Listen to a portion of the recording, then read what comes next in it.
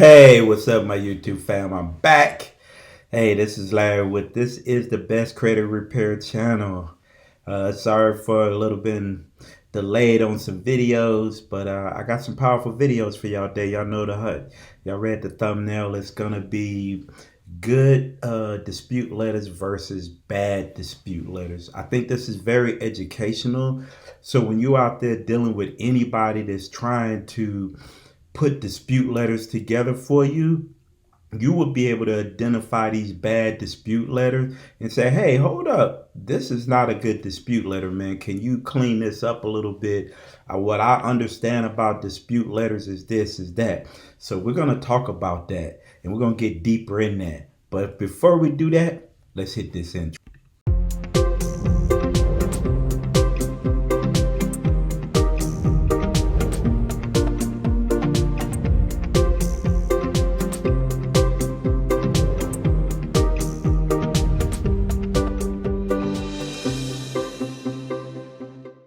All right. You know what? I think I need to get a more hype intro. So I think I'm going to start working on that. Give me a hyper intro in here. But anyway, hey, today, powerful class. There's a lot of information. Actually, I'm going to put in a link so you can see a video on a 60-minute. So please go to the description. There's a 60-minute video on the credit repair agencies and a little bit about that process. For me, again, it's all about keeping it real with y'all so y'all can understand.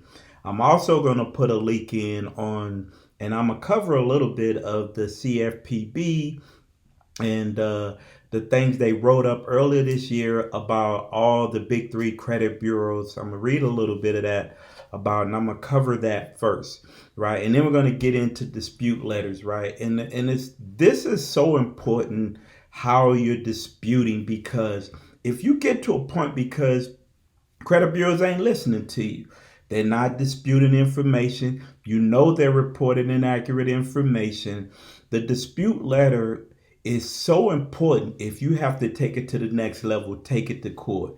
Did the dispute letter identify what you actually was disputing? Were you being specific in your disputing? Were you lining out what was inaccurate between the credit bureaus, what that credit bureau was reporting inaccurate, and did you dispute it and give that information to the credit bureau properly, right? People think you just send a dispute letter. You got to remember, these are private for-profit companies that make billions. If you sue them for $1 million, that is nothing. That's chump change to them, right? That's why they're doing the things they're doing, not doing the job that they should be doing.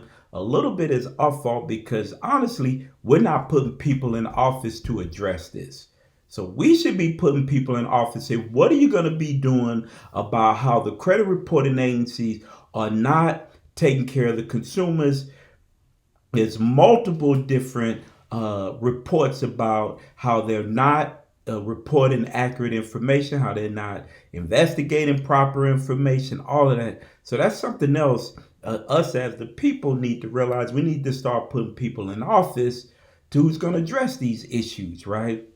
You know, Biden talked about some, but you know, a lot of times these politicians all talk, you know, they don't go, they say it to get your attention, to get your vote, but then they don't follow through with what they say, right? So it's a whole nother story, whole nother video, but we're going to be talking about all of that. So all of this stuff is important. You need to understand that how you dispute, the information out there, and please go to the description. Don't want to put that because I don't want them to say it's copyright infringements, but I can at least put the link in the description so you can go check it out.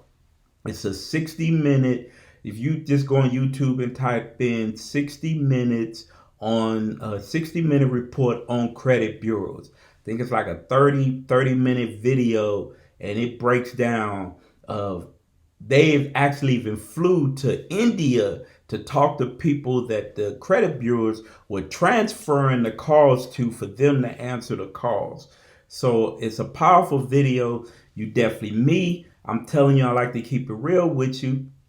even as a credit repair specialist, that you still need to be honest with your clients about the process and why you do things a certain way, right? So go check that out. Definitely look at that 60-minute presentation. I think it was done like about 3 years ago, but man, nothing really changed.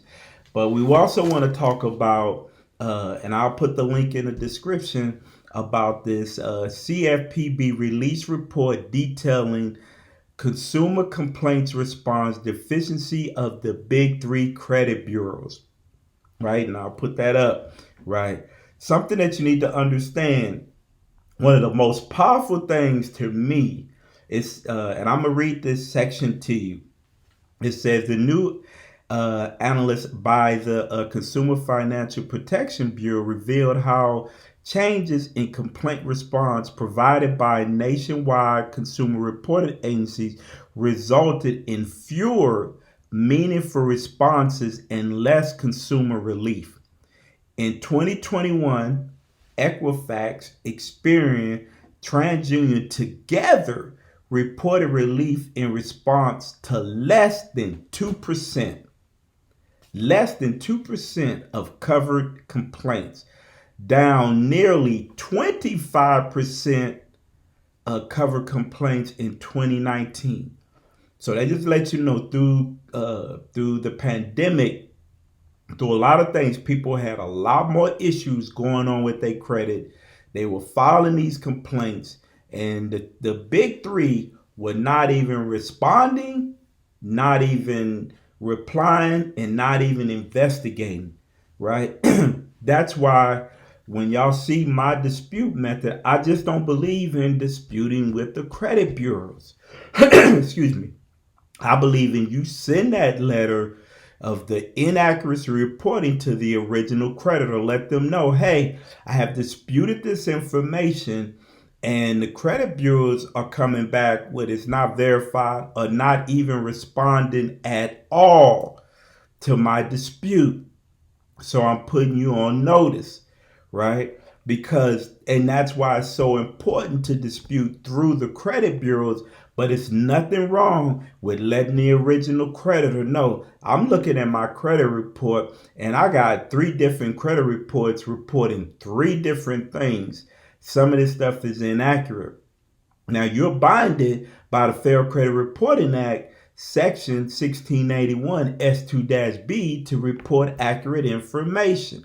There may be a better way for you to get stuff deleted, because the original creditor don't want to be sued because the credit reporting agencies are not doing their job. So if you're disputing with the credit bureaus under the Fair Credit Reporting Act, and you're getting inaccurate information reporting, and you're doing your due diligence, now that's when you say, okay, well, maybe I need to take this to court. Maybe I need to go ahead and get me a consumer lawyer, or do my own studying on court procedures and take them to court myself. Maybe I don't want to pay a lawyer. Maybe I know how to look up this stuff and address the issues with the courts and take them to court. That was so powerful. They also say consumers submitted more than 700,000 complaints to the CFPB regarding Equifax, Experian, and TransUnion from January 2020 through September 2021.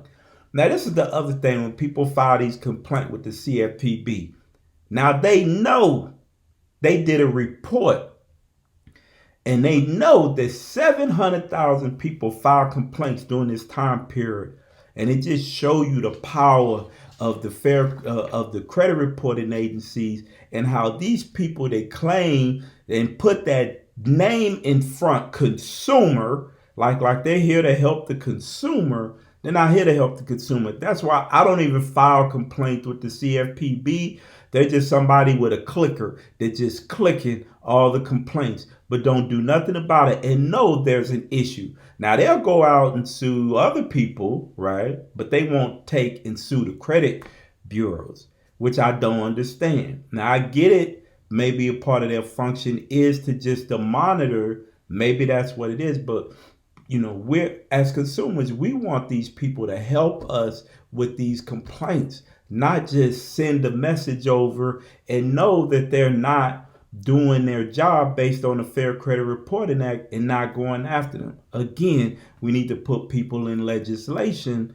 right, to address these issues. We need to start looking at what you're going to do about this credit reporting agencies. Is that a part of your strategy while you're going to be in office? Is that something that you're looking? Because to me, that's what I'm going to be looking for with people to get my vote moving forward. Remember, this right here has so much to do with your financial stability and you growing your wealth and making a better life for your family and all that. Educating your kid, excuse me, making sure they're in a proper place and can grow financially. This is so important. So this is something that we all need to be putting on our card when we're looking at people that we're going to be voting for, and also voting for any president that wants to get in office the next time.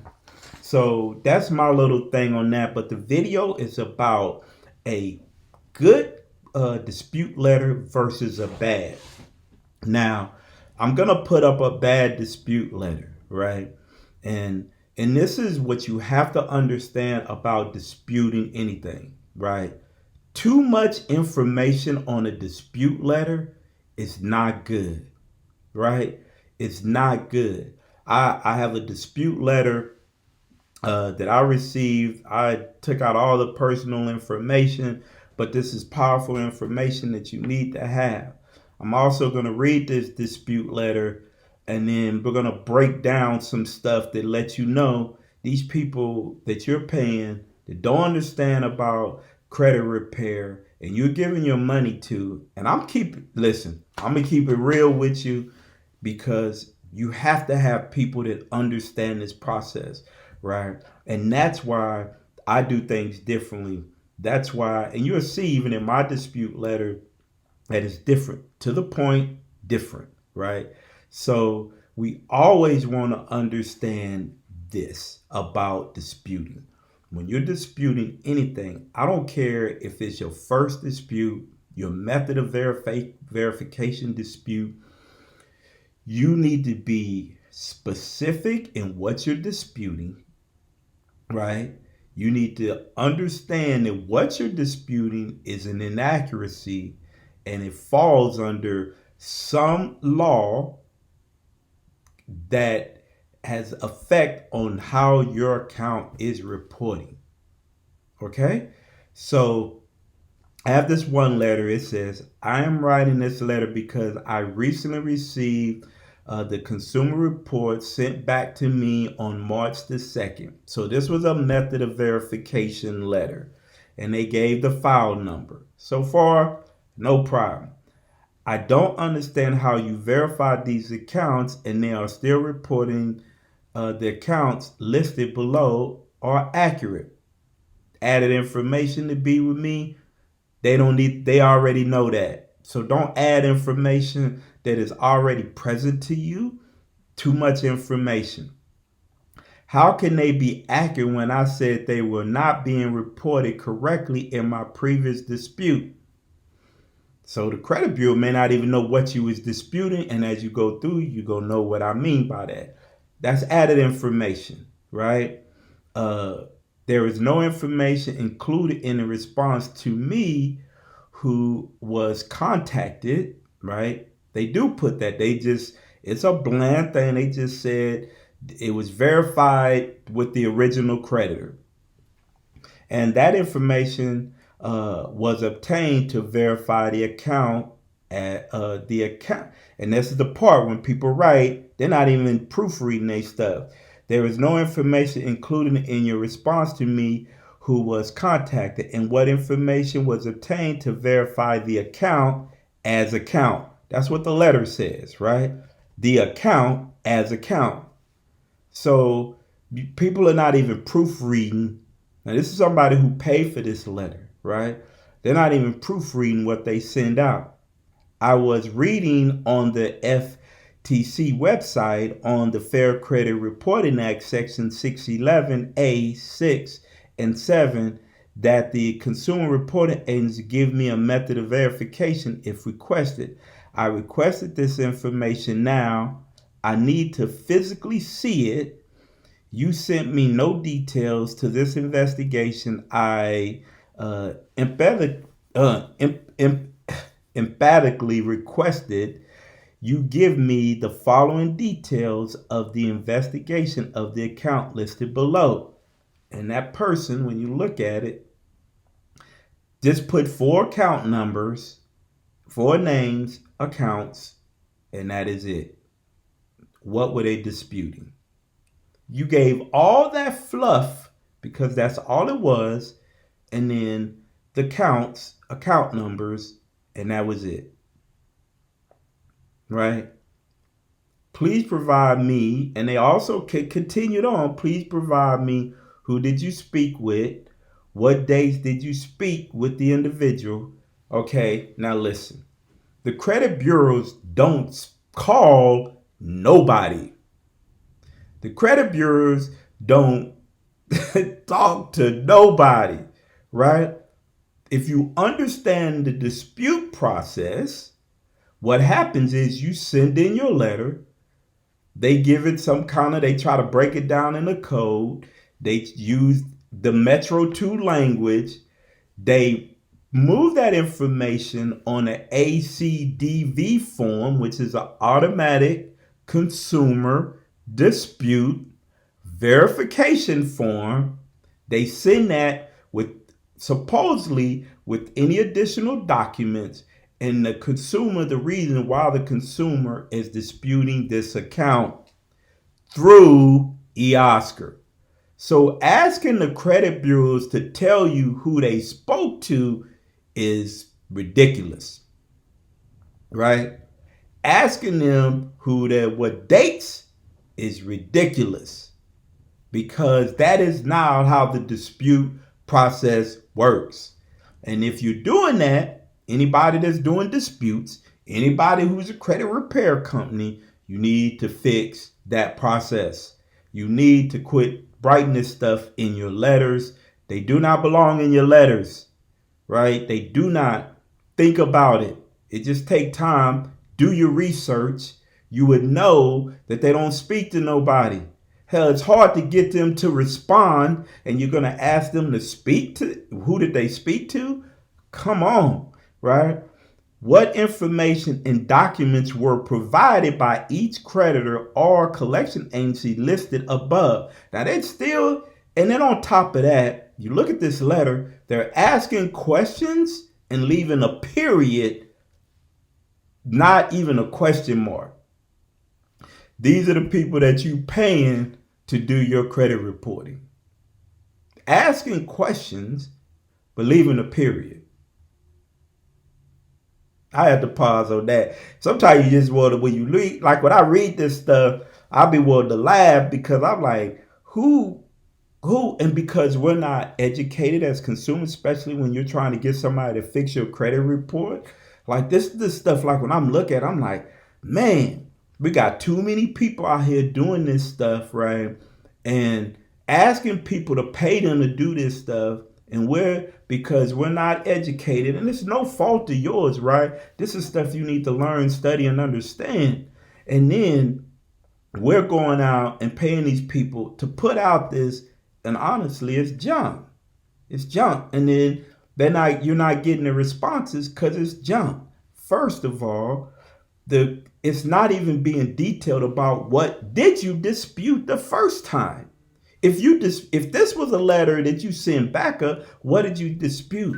Anytime you do a method of verification, you redispute the same things you disputed before, same format, you just change the title. This is a method of verification. I want to know how you verified this account. I am disputing these specific items on this account. Please delete. Please reinvestigate, delete this inaccurate account, right? You don't have to come out with a whole bunch of extra. First of all, there are plenty of reports that tell you that they have maybe 3 minutes to read this letter before they give the dispute because of the amount of disputes they have. And you, even by the reports, you see that the complaints have drastically went up, right? So they probably have less than 2 minutes to read or identify the letter or give a proper code or put the right information on a ACDV form to get a good response for you, right? So it's all about giving proper. You go to court with this, the judge is going to be, and they come back and say, well, Your Honor, we didn't know what they were disputing, so it's hard to understand what they were disputing. We disputed this, right? When you're not specific in your dispute, they can put any type of dispute code or any kind of reasons why. To me, this letter makes me say, is this account their account, your account? They send that to the original creditor. Creditor gonna come back and say, yes, landmark account is such and such account. You didn't even dispute what was reported inaccurate on your report. You disputed if this account was yours. And then you got unverified. So please, if you're gonna dispute, right? Like that's why I tell people, quit buying template letters. And if you get with somebody, look at your letters. If you got somebody you're gonna pay somebody, you want to look at the letters. Me personally, like when I do letters, I don't mail out letters for my clients. I send those letters to my clients for my clients to have. They can review those letters. They can review if they have an issue with it. They can come back to me and say, Larry, I have a question about the letter you disputed, right? And we can talk about it, and I'll give them my reasoning behind it. And if it's something I feel like that was some good information you gave me, let's add that in, or let's take this out and add that in. We don't want them to put a whole bunch of stuff in there. We can have that discussion, right? So though the bad letter is just too much. It's too much fluff. And they haven't even finished. I haven't finished reading it. How did you come to the conclusion that you verified the account listed above, especially since you said verify the account? Like it don't even make sense, right? I'm gonna read it again. How did you come to this conclusion that verify the account listed above, especially since you said you verified the account? If you have it, I want it and send it to me. I want to know you did a complete investigation. I'm reading you. It's up on you. I'm reading it to you, right? I want to make sure you just didn't write off my dispute as a 2 or 3-digit code, since the original creditor or collection agency with a narrative description on my dispute. What is a narrative description that they're trying to reply to? But not being sent over documents that I have submitted as proof that these accounts are reported inaccurate and being reported inaccurate on my credit report. I need to dot all my I's. They didn't put T's. Dot all my I's and cross all my T's, right? Well, I guess they were, I don't know what that is. Prove to me that you did an investigation. Yeah, dot my I's and cross my T's. Okay, cross my I's and dot my T's. I get it. Provide me that you did an investigation. If you did not, it's a violation of the Fair Credit Reporting Act. So they're still going on. Now this is all the stuff in here. So if you did not do a proper investigation, then please remove and delete these inaccurate. They didn't say inaccurate accounts. They said inaccurate because you failed to do a proper investigation would you be violation of the Fair Credit Reporting Act? Please send me a new consumer report reflecting these changes. This will be my final method of verification. That was the letter. That was a very bad letter. A ridiculous letter. But as consumers,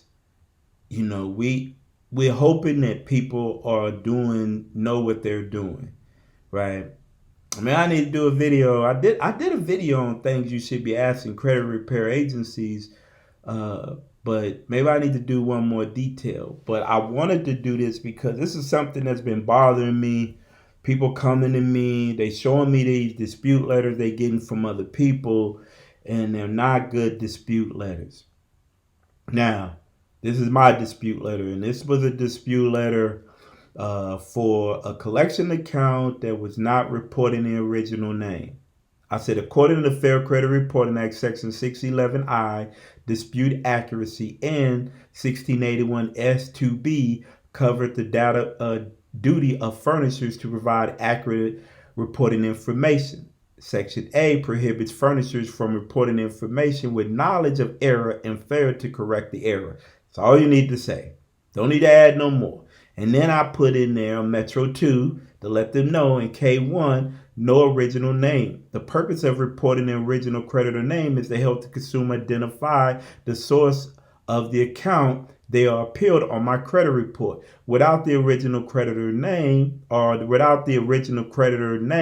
consumers may not know what the account represents. State laws, the CDIA policy stipulates that the original creditor/creditor must be identified, right?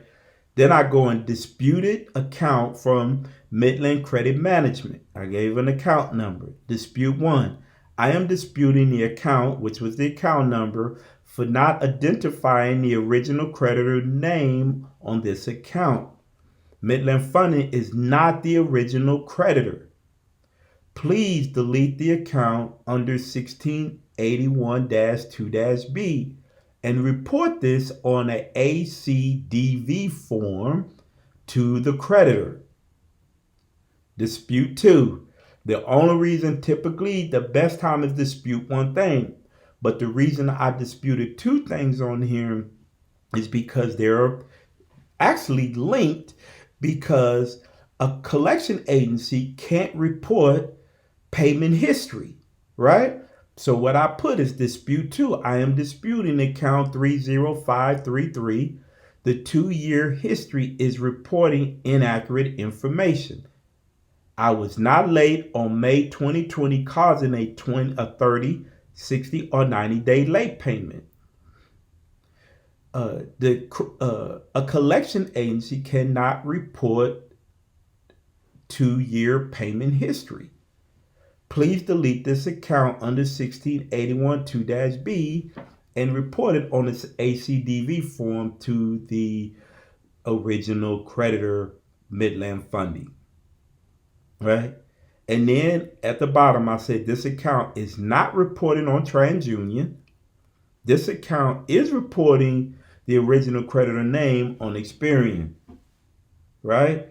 So now I broke down, you got 3 credit bureaus reporting, one not even reporting it, one reporting the name, one not reporting the name, right? So I brought that to the attention.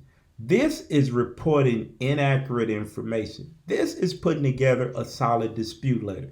So if you do have to go to court, you say, Your Honor, I disputed that they were reporting an account that was a collection account that was not reporting the original creditor name.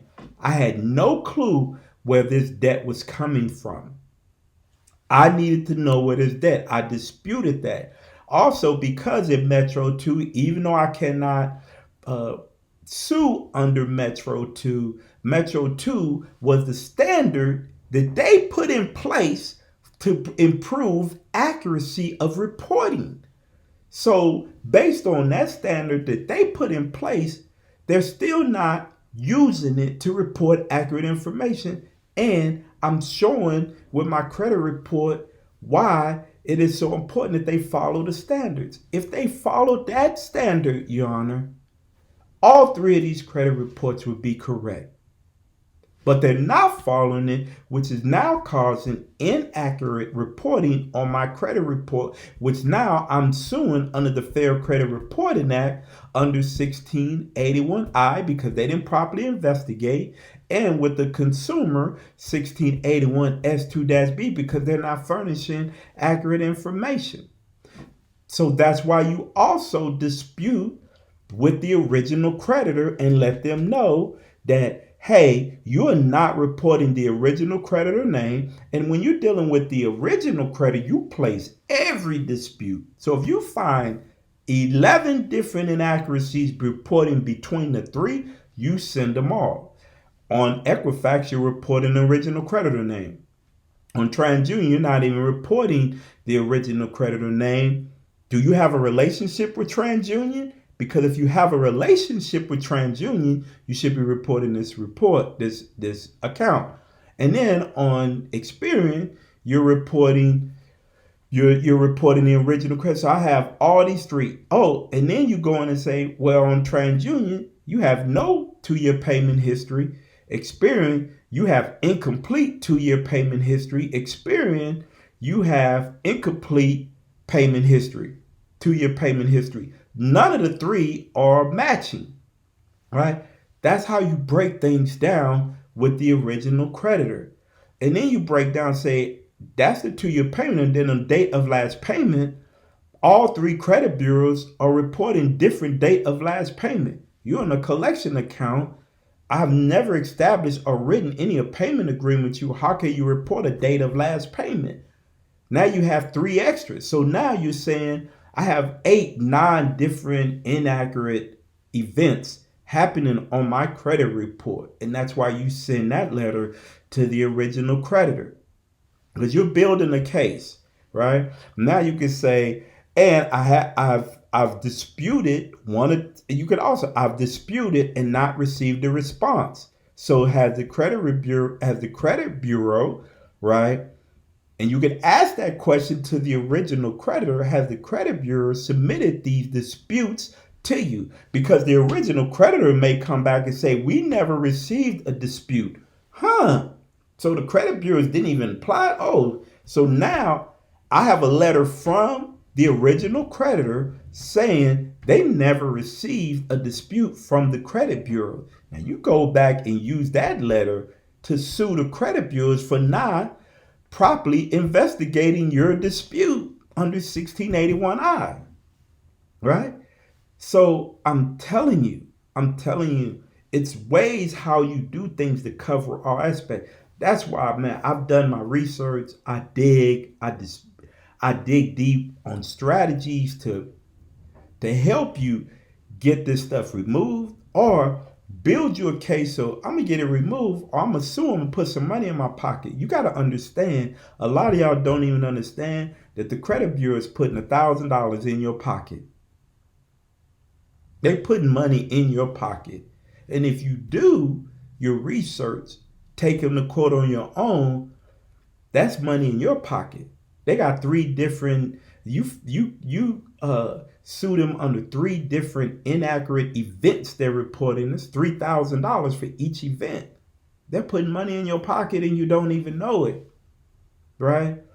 And possibly get it removed off your credit report, right? So we have to understand. That's why it's so important. All this links into why it's so important to dispute the information exactly, specifically on the reason why you're doing. And also, quit getting these people, let these people do these letters to you with a whole bunch of fluff, right? Too much. Way too much. So, when I look at this stuff, I just want to let you, it irritates me that we have people out here writing this junk and charging people for this junk. But we need to be better at what we do and be honest. Like, I'm honest with my clients. Listen, It's very difficult to get this off. I get people come to me. I've done videos in 1099Cs, and people, I'm telling you, there's a lot trying to get people to do what they want to do, or these creditors to do what they want to do. Sometimes I tell them, look, this is your best strategy. Some people try to get charged off. They owe $8,000. The original creditor still has the account, and because there's some inaccuracies reporting, they want to say, well, this needs to get deleted. Man, let's keep it real. That original creditor is not going to take that off. And even if you owe $10,000, and you can, and another thing, people say, well, can I get more? Listen, I'm not a lawyer, but I listen to lawyers, right? This is not no lawyer advice. I'm gonna tell you what lawyers have said to me of what I've learned. When you're trying to sue for, say, negligence, or you're trying to sue because punitive damages. Now you want to sue them for more than the $1,000. You're gonna have to prove that what the creditor done has caused you financial problems or distress, or cost you money. Now, because they may come back and say, listen, my one event on my credit report would not have changed if you got approved or disapproved on an account. You have 10 negative items on your credit report. Even if I deleted my account, it would not have changed you getting approved for this account, right? So you have to prove that there's punitive damage that will cost you a loan or something, right? But that don't mean not to do it. That means you still go sue them and try to get it removed or fixed, or come to some negotiation tool to help you get that off your credit report, right? There's so many reasons why you should do this, and ways why you should, right? So this was my video today. I know last week slacked on videos. I'm gonna be pumping out quite a few videos. I have a credit building video coming out. I have some more videos coming out. Don't want to tell y'all the sauce in the pot, right? Because you want to make sure you taste it. You say, So, but I definitely wanted to cover this. I just thought this was so important, because I have so many people coming to me and spend tons of money, thousands of dollars, and getting this type of stuff done and not getting the results, right? So let's start, as anybody that's working with people, you're working with clients, let's be precise, let's be specific. Again, I always say I have a master dispute package with a lot of information. I'm going through my master dispute package, updating new information, updating. I don't really believe in, I have a file, so I kind of moved and made files in my master dispute. I know stuff was all over the place. People liked it, but I cleaned it up a little bit. I'm starting to go through all the dispute letters, cleaning them up, updating those. But if you're interested in that master dispute package, shoot me an email in the description. My email's in the description. If you want to take a call, listen, I'm not telling you to buy it. I'm telling you it's probably got the most information that you're going to find out there, right? But I'm willing to talk to you, discuss it. You may not even need it, and I would tell you don't need it. If there's a few things, say, well, I don't know if you need it. If you want it because you just want to have the information available to help some other people, that's fine. I will keep it real with you. I'm not going to sell you something you don't need. But some people want this information to have it. So just understand that I am here for you. You can ask anybody. If you shoot me an email, if you want to have a conversation with me, I've sat on the phone for an hour talking to people about their credit report. And that's probably why I can't get videos out like I need to, and I take on some clients. I can't take on a whole bunch because I do have a full-time job. Again, I'm working on me and my wife are looking buying into a franchise. So we're working on that. We're working on getting our stuff right to get an SBA loan. So it's a lot of stuff, but I'm still here for you. I'm passionate about this stuff. I want to help you. But please understand this information that I give you. If you got any questions, leave a comment, shoot me an email. If there's anything you want to add, I am here for you.